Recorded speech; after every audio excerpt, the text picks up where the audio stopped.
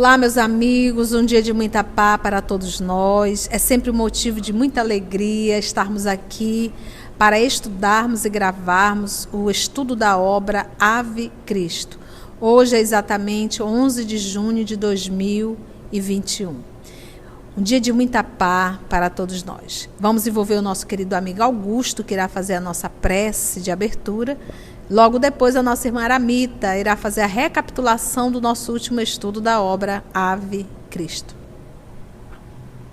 Mestre amigo Jesus, é com muita alegria que nós nos reunimos em Teu nome e te rogamos nesse momento que Tu possa permitir que a espiritualidade amiga nos intua para que possamos internalizar esses ensinamentos que aqui obteremos. Obrigado, Mestre, por essa sexta, por essa reunião de amigos que buscam, através dos Teus ensinamentos, cada vez mais nos aproximarmos de Ti.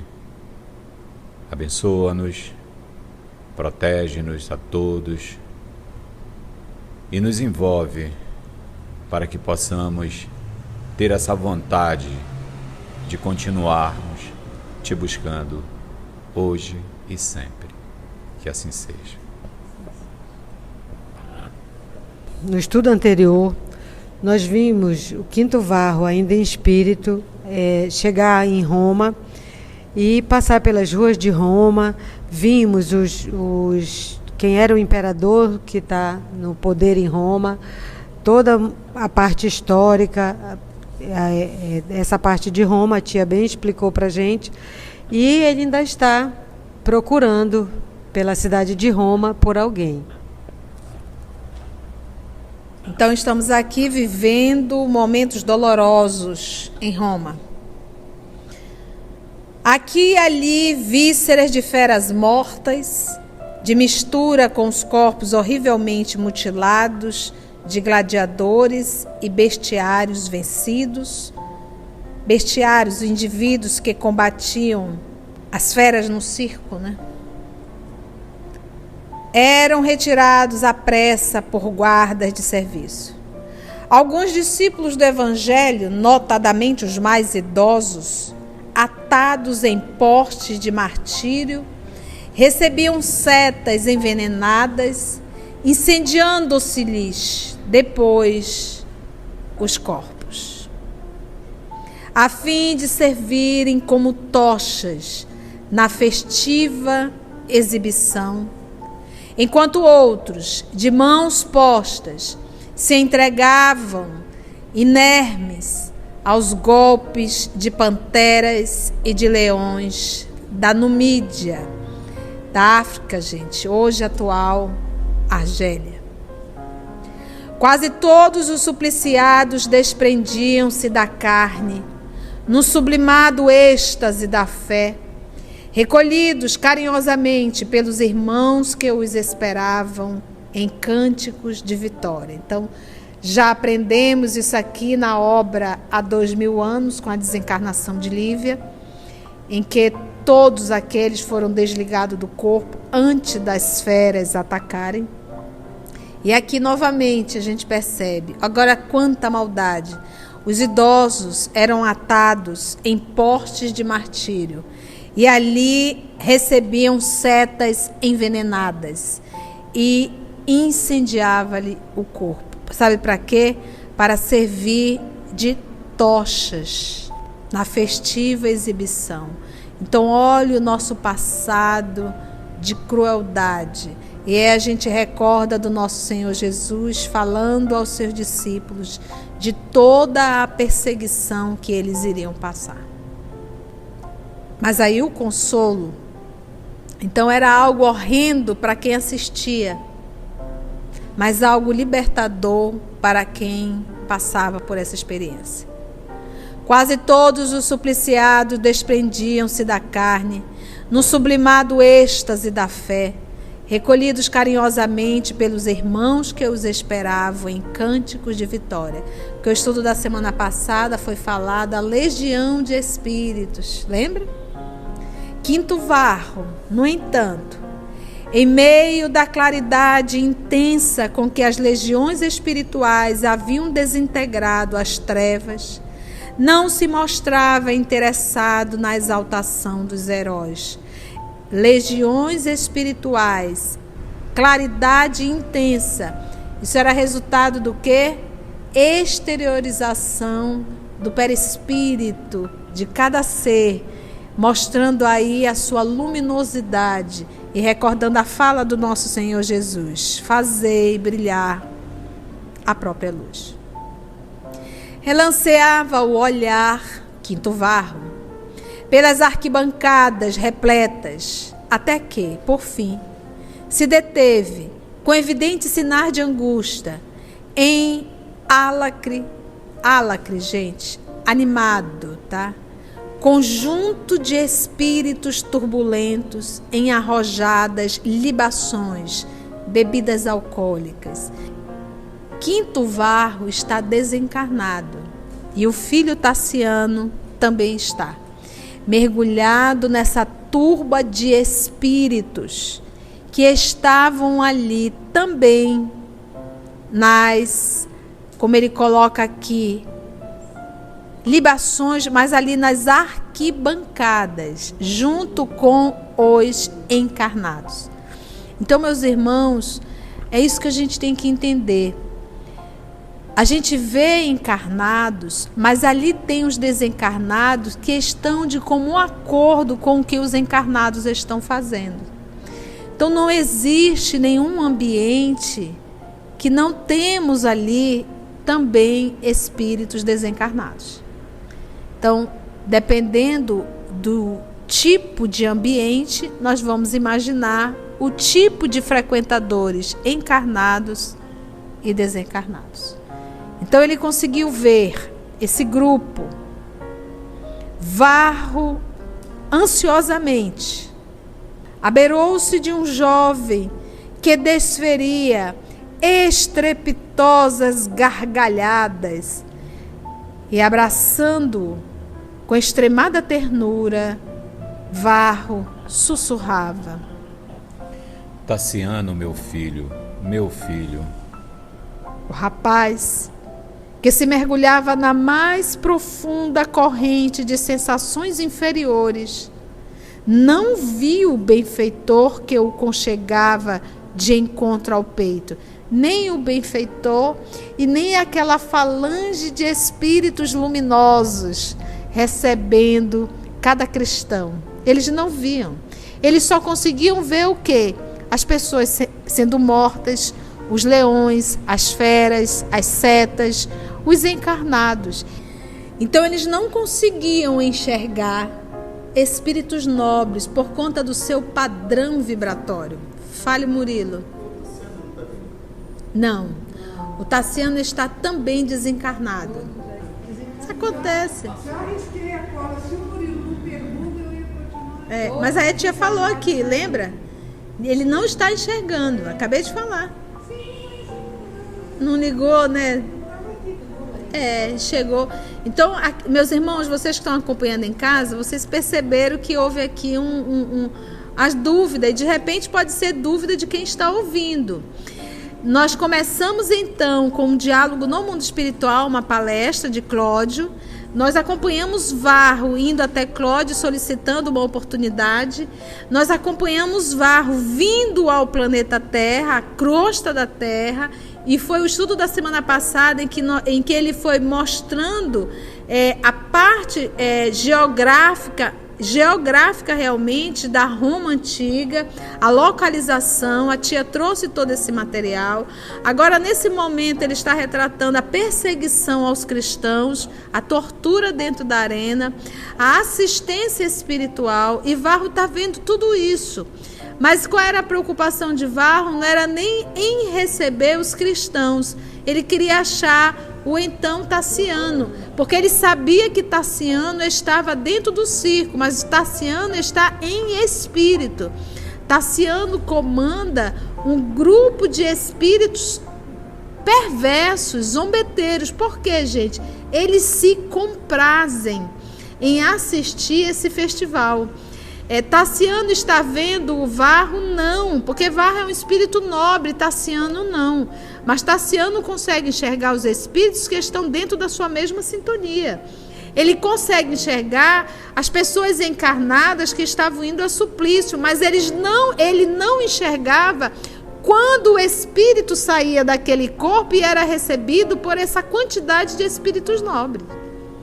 Então agora nós temos Varro se aproximando de Tassiano e a fala foi: meu filho. Tassiano, meu filho, meu filho. Ele viu?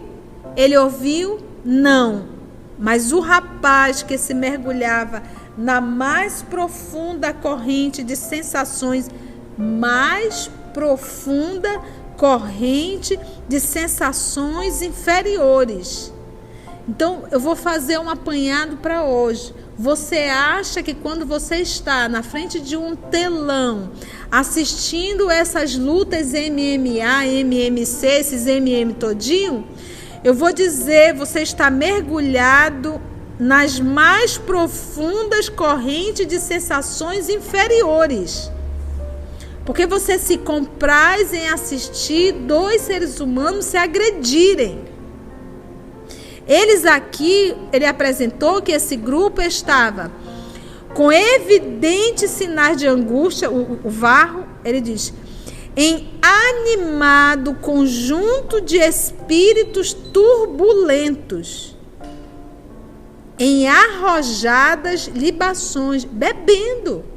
A pessoa diz, mas tia, a gente acha que espírito não tem disso. Claro que tem, gente. Bebida, sexo e rock and roll. O rapaz, então, estava mergulhado em profunda corrente de sensações inferiores. Não viu o benfeitor que o conchegava de encontro ao peito, mas, tomado de repentina inquietação, silenciou de imediato, abandonando o recinto, dominado por invencível amargura. Tia, mas ele não está sendo envolvido por um espírito nobre? Está. E por que ele foi invadido por invencível amargura? Porque o contato com o amor fez com que ele percebesse o sentimento vil e baixo que ele nutria. Logo sentiu o quê? A amargura.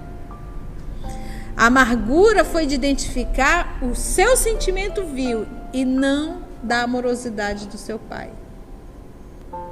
Dominado por invencível amargura. Então, quantas vezes a gente está assim, a gente diz assim, você está alegre, está feliz, aquela alegria, né, e tal, e de repente você sente assim um negócio, uma coisa, você olha para um lado, olha para o outro, o que eu estou fazendo aqui?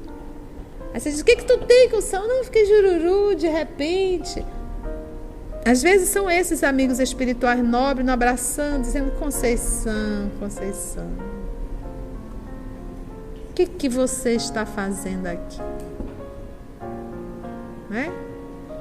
Tem pessoas que, quando escutam uma música barulhenta, esse toque-toque da vida aí, esse tuque-tuque, tuque-tuque, e se você colocar uma música clássica, uma música, a pessoa diz, ai, olha, isso dá uma tristeza na gente. Tira esse negócio. Parece um funeral.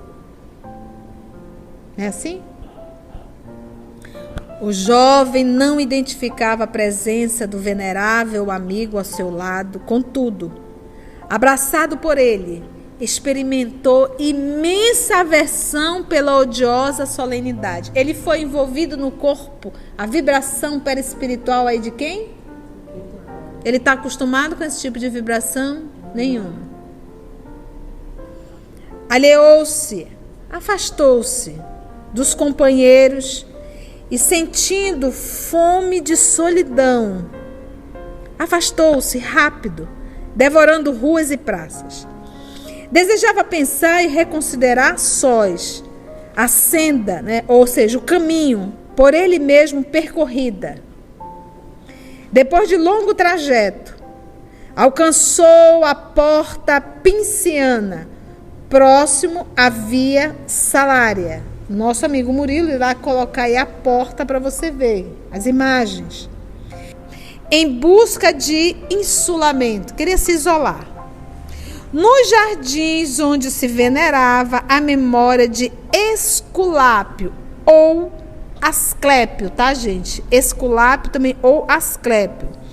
Era o deus da medicina e da cura. E aí eu me lembrei lá da obra de André Luiz, acredito que foi Obreiros, que nós tínhamos Asclépio, né?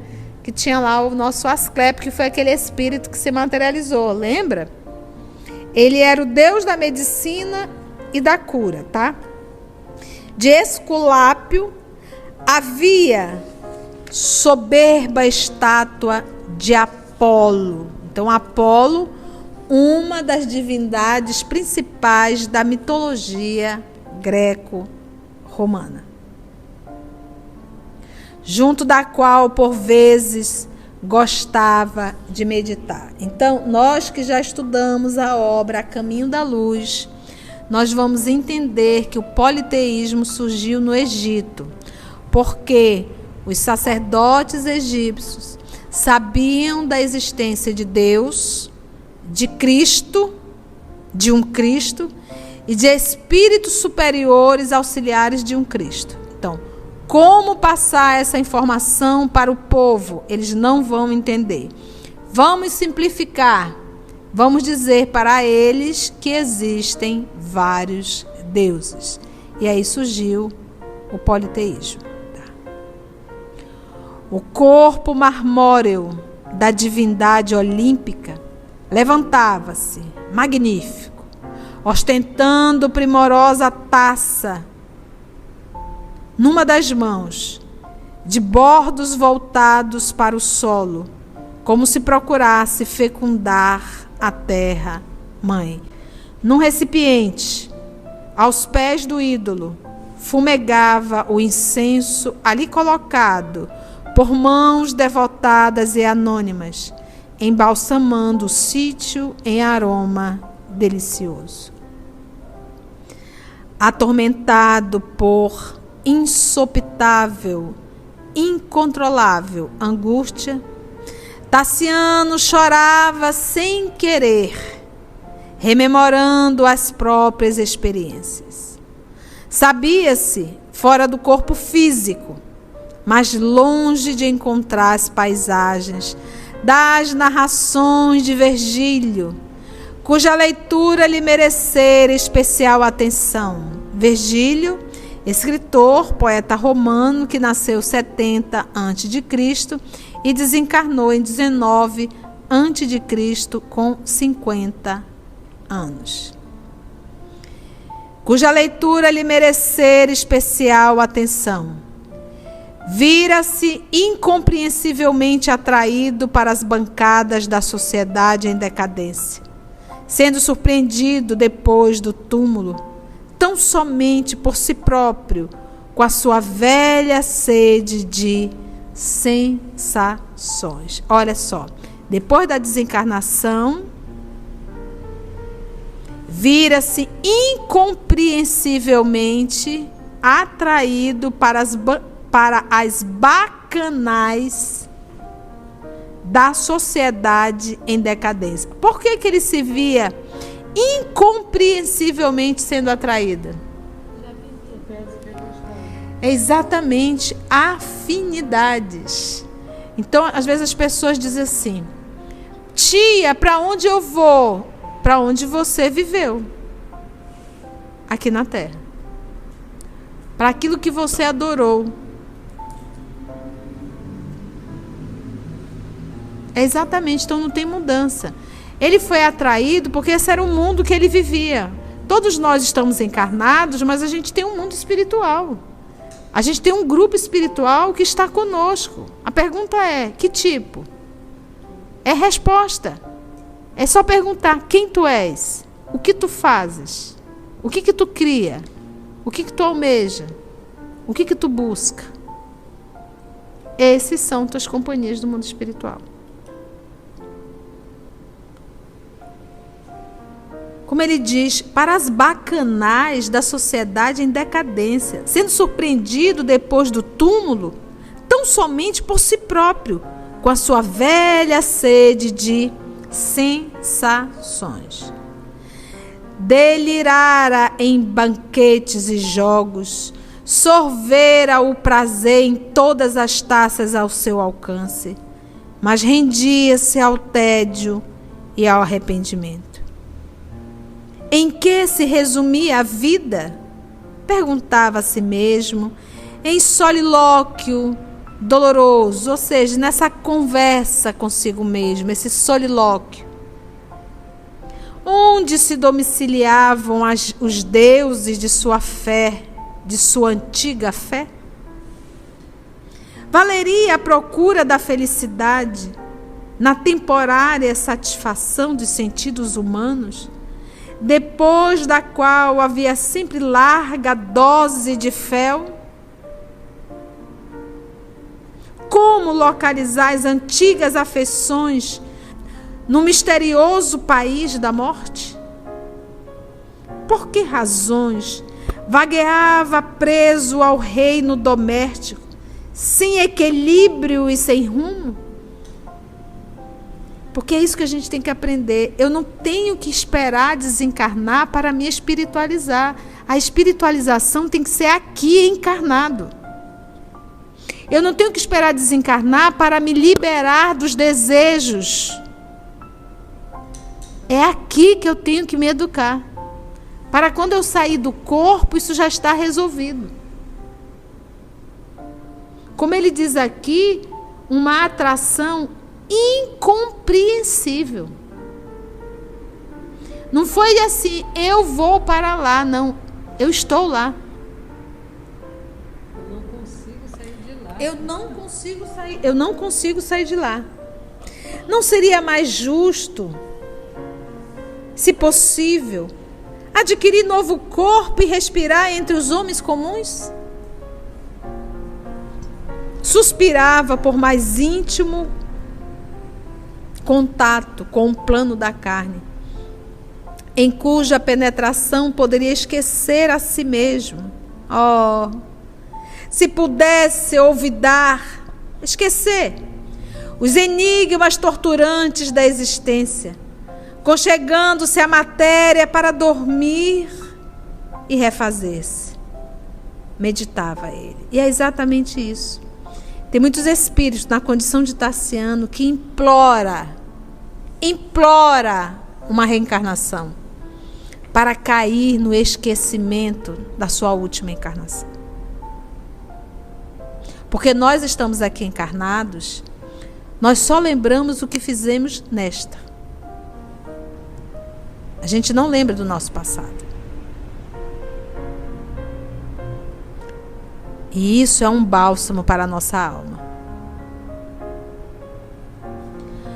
Conhecia amigos que, depois de longas súplicas ao céu, haviam desaparecido na direção do renascimento.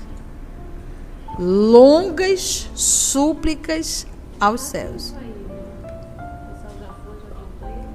Ele lá sofrendo. Você percebe que reencarnar é morrer do outro lado? É uma bênção, gente, a reencarnação. E já que a gente está aqui, aproveita. A gente tem vivido tanto essa experiência, a gente não sabe até quando a gente vai estar aqui. Não ignorava que o espírito imortal pode usar vários corpos entre os homens.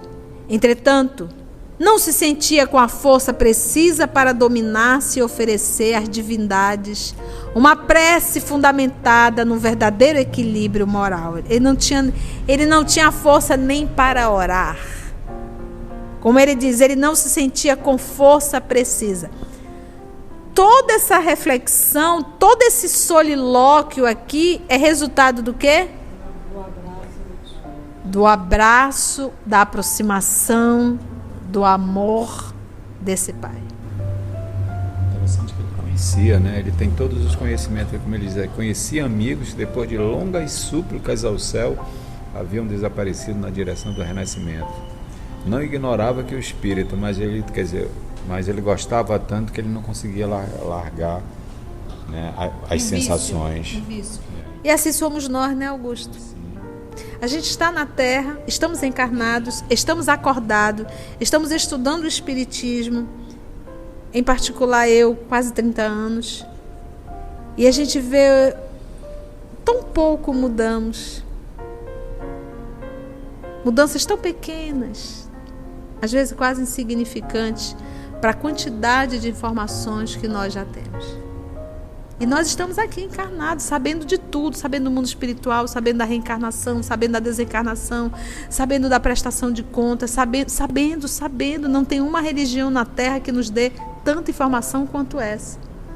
Aí a pergunta que nós todos devemos fazer: o que eu tenho feito da minha vida?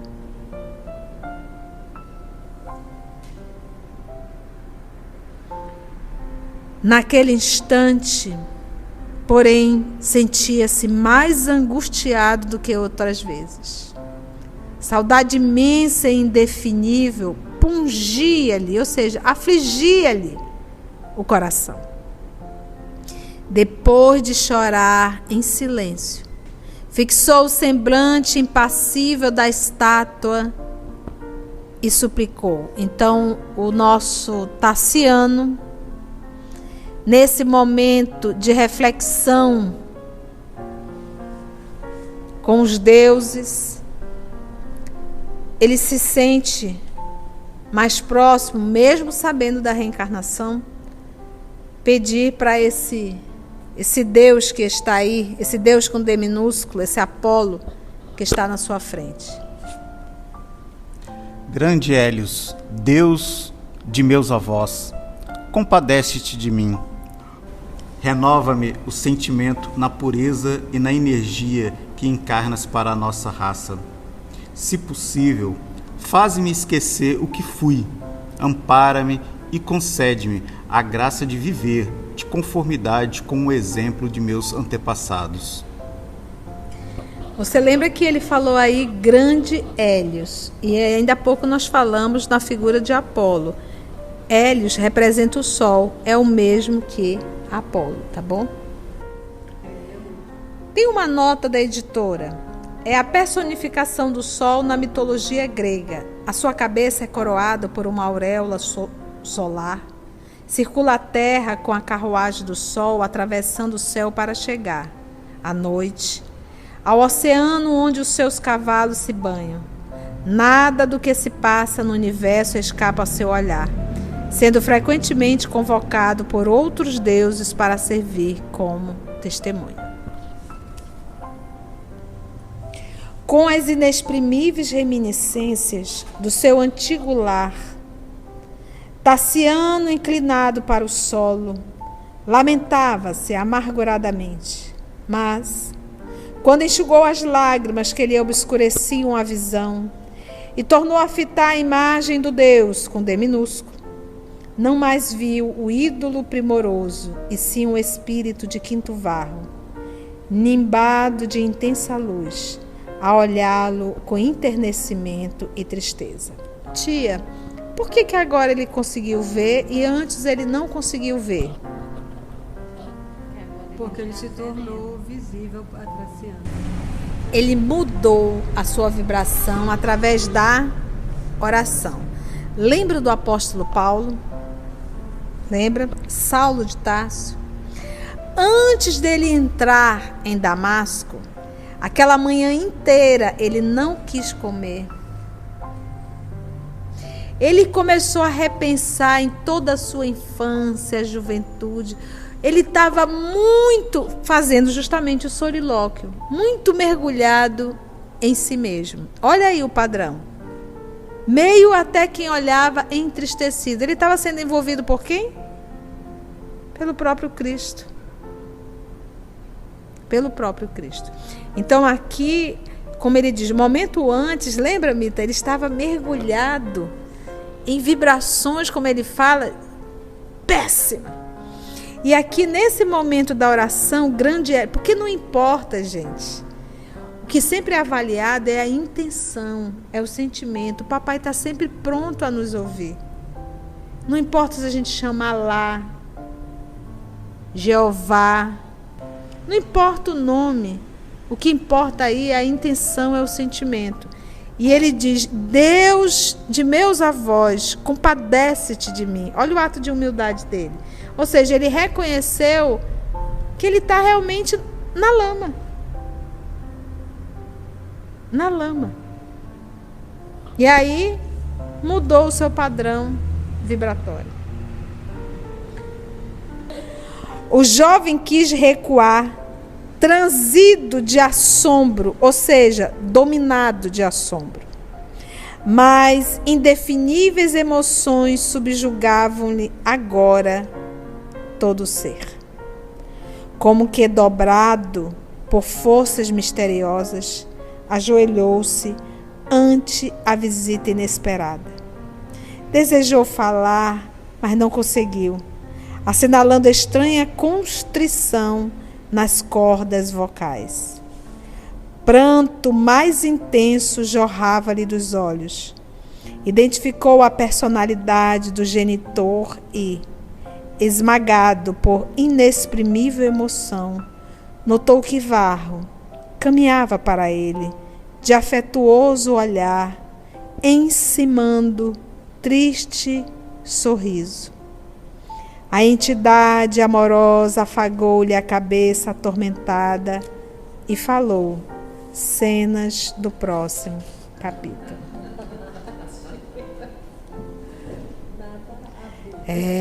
Porque o que ele irá falar para Tassiano requer de nós muita atenção e muitos comentários. Amados irmãos, vamos envolver a nossa querida amiga Carla, que irá fazer a nossa prece de encerramento. E fica aqui sempre o nosso sentimento de gratidão a toda essa equipe que aqui está encarnada, que nos ajuda, porque sozinho ninguém faz nada.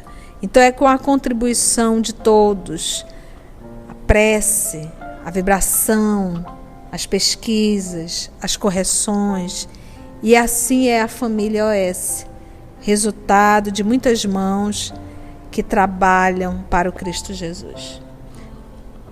E agradecemos também a equipe desencarnada, com tanta paciência, né, Murilo, para com todos nós, nos conduzindo, nos inspirando, nos mostrando aí caminhos. Amado Jesus, te agradecemos essa oportunidade e te pedimos, ainda uma vez, que tenhamos olhos de ver as nossas fraquezas, a nossa vontade pelas sensações, de só fruir, de só usufruir, de nada fazer. Te pedimos força, te pedimos discernimento, disciplina e, acima de tudo, a humildade, para nas horas difíceis podermos nos ajoelhar e te pedir uma ajuda e te pedir uma assistência amiga. Que não nos falte essa hora de humildade a te chamar. Que a tua luz seja o nosso guia. Te agradecemos por toda a bondade de sabermos que nunca estamos sozinhos, que a tua presença é uma constante conosco. Muito obrigada, Jesus. Acabou. Missão cumprida.